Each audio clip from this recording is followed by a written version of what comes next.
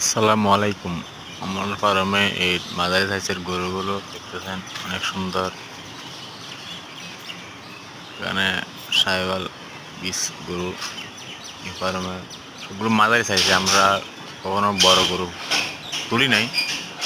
আমাদের এখানে বড় গরু ছিল একটু কম হয়। এটা দেশি গরু।